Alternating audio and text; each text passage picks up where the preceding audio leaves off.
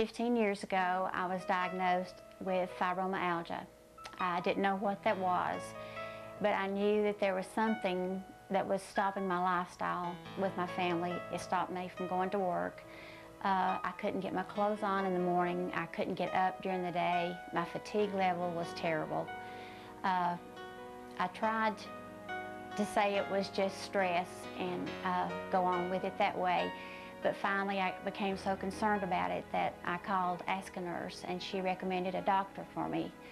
And when I went, he diagnosed me with fibromyalgia, which I had never heard the word before in my life, had no idea what it was.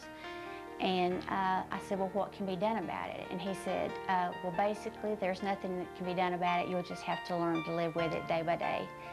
And so he started me with physical therapy. I did that for almost a year, twice and sometimes 3 times a week. And they put me on medication to start with, and that just kind of puts you in a place where you don't feel the pain so bad. And after that, I had to quit my job. I couldn't really look forward to doing anything. I dreaded the thought of someone coming to visit. It was just, it destroyed my life. I've been a diabetic for 32 years, and if the Lord gave me the choice of which one I could have, I would take diabetes any day and leave the fibromyalgia off. And it has destroyed as far as my outside life. I used to ride horses, I used to play sports, I did things with my kids, and now I'm lucky some days if I can even get out of bed. That's one of the things about fibromyalgia. You cannot do a simple thing some days like brush your teeth. That is a big major thing to get your teeth brushed. And it's just the frustration of not being able to go on with your life like it used to be before this came along. And it just takes away your everyday pleasure. You don't look forward to anything. You don't want company. You don't want your grandchildren over. If someone calls and says they're coming over, you're thinking, my goodness, how can I just make an excuse to say, just don't come today? And you have to make a lot of excuses to people. I just can't do that today. And knowing that you can't do it tomorrow, but you've got at least that one day, and then you can make another excuse for tomorrow. I read this article in the paper about a fibromyalgia support group, and they spoke about an alternative treatment for it, and I thought to myself, yeah, I can just imagine what it's going to be, because my husband and I have spent thousands of dollars on everything that we could think of, that we could read about information about things that would help. I started to the meeting, and I was actually mad before I got there, because I thought these people are going to come in here, they're going to tell these people that this is going to help them, and they're going to spend all these thousands of dollars again, and on the second part, give us a little bit of hope and then take it away. So on the way down, I thought, well, I'll just stop and get a journal. I wanted to see what these people are talking about and take notes. So when we got down there, I went in with an attitude. And I started to, I just told, first of all, I had my speech all made out, and I told them, I said, the first thing I'm going to ask is, which one of you all have it? Because if you don't, you have no idea what you're talking about. So it just so happened that the wife had fibromyalgia. And we talked on, and everybody was telling how long they'd had it and everything. And every cynical thing that I could think of, I would say, because I didn't want these people to take us for another ride and give us some hope. So after the break, this gentleman that was doing the support group came up to me and said, are you staying for the half of the meeting? And I said, oh yes, I'm staying. And when we got back in, he started talking about, kind of telling us a little bit about it, the treatment. And he looked at me and he said, there was 23 people there, and he looked at me and he said, how would you like to take this treatment? And I said, well, I don't know, because I don't know anything about the treatment, what it consists of, or what's going to happen to me. And I told the people at the meeting, he said I would have 4 treatments and we would have another meeting in 2 weeks.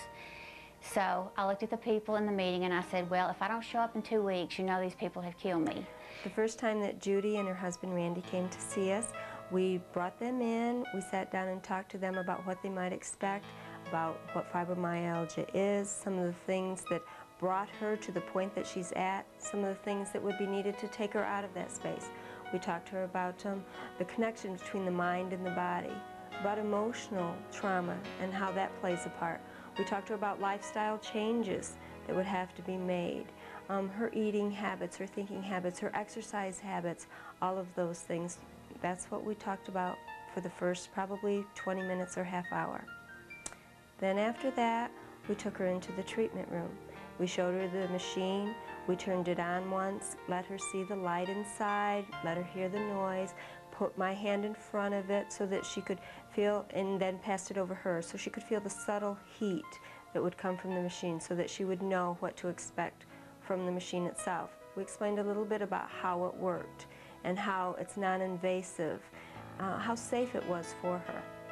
And after that point, then we started the treatment actually on her that day.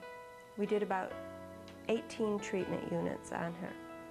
At that time, we just did the back of the neck and down each of the shoulders. We concentrated in that area. We went down as far as, but not below, the shoulder blades. And that was her first session.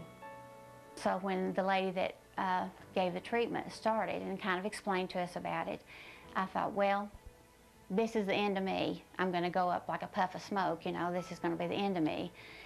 And she started on my neck right here, went across my shoulders. She didn't go down my spine or anywhere else. And she said, you need another treatment in about 72 hours. And my husband and I left and we started back home, and he asked me, he said, well, can you tell any difference at all in this? And when she finished with the treatment, I could tell that it helped right then. But I was afraid to tell my husband, yes, it has helped. I was afraid he would think, well, she has really gone through the crack this time. But after I got home that night, I woke up the next morning. It was instant relief. The lady that gave me the treatment didn't go down below my shoulder blade. She just went from my neck down to here, and this is where I have had pain for 15 years without any relief whatsoever. I got up the next morning and I thought, my goodness. And on that Thursday was the first day in 2 months that I had not had to go to bed. I sat down some that day. I washed my dishes. I did a couple of loads of laundry. I even cleaned my bathrooms, something that I had not done in over a year at one time. And I kept saying to myself, this is going to wear off. This is really going to go away, and I'm going to have to get all I can do done while I'm still feeling this good. So that night, I slept real well. So the next day I got up and I was still feeling better. And I thought, my goodness, I better get all this laundry done because I know this feeling's going to go away. So the next day I came and had a second treatment. The second time that Judy came in, we were really impressed. In fact, we were excited as we sat and we listened to her, and we saw her enthusiasm. She was so excited about the way that she could do the normal things around the house. She could make the bed, she could wash the dishes. She just felt alive for the first time in years. But at the same time, she was afraid. She was afraid that this wasn't going to last. So she had to do it all at once because she knew that just couldn't last for her to feel this good. So we were all really thrilled with her report. And then we took her back for her second treatment. We took her into the treatment room. We did the exact same spots on her that we'd started the first time, only this time we continued on down the back. We came all the way to her hips that time because that's how far-reaching her pain was. At that time, we did 41 treatment units on her. And when I had the second treatment, I knew instantly that the lady that gave me the treatment, she went down, she started here and went all the way down to my lower spine. Well, I felt immediate relief. I went home and I just couldn't believe it. It was just a miracle. It was just a complete miracle because I had not had, the pain in my shoulders had not been eased off any at all in the last 15 years. And I thought, there's no way that this can last. So I just kept, we went to an apple festival and walked around. I had not been out of the house in 2 months. My grandson had a birthday party the next day. I got to go to his birthday party. I just kept thinking, you know, this is just a miracle from God. The third time that Judy came in, she came in just as excited as before. Again, her pain level was decreasing. Now you have to remember, the first time that she came in, her pain level was at a 9. By the time that she came in the second time, it had dropped. By this third treatment, she was down to about a 5. So now we're talking almost half as much pain as this woman has been living with for years. So we took her back into the treatment room again. This time, we started out at the base of the neck, came across the shoulders, brought it on down onto the shoulders somewhat because she had some isolated pain at that point. Brought it down the rest of the spine, and this time we went on to the hips because there again she had some pain in each of the hips and isolated areas. So at that point we had given her 31 treatment units that day. It's been a month since my last treatment. I've been up all day since my last treatment. I have done things that I haven't been able to do in years. I'm able to sleep at night, which is if anyone has this knows, that's one of the things that you cannot do without medication. I've been able to go to the grocery store. I've been able to have my grandchildren over. I've been able to sit down and when the phone rings, think, oh, I hope it's no one coming over. It's a miracle what has happened to me. I can truthfully say that the pain level is much better. I just want everyone that does have fibromyalgia or has a family member with fibromyalgia to know that there is hope. There is hope for us without putting a pill in our mouth.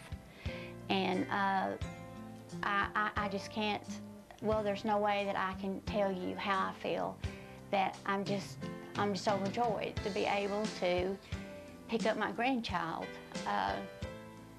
to sit out on the porch with my husband at night.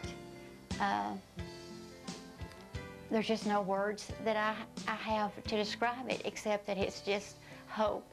There is hope.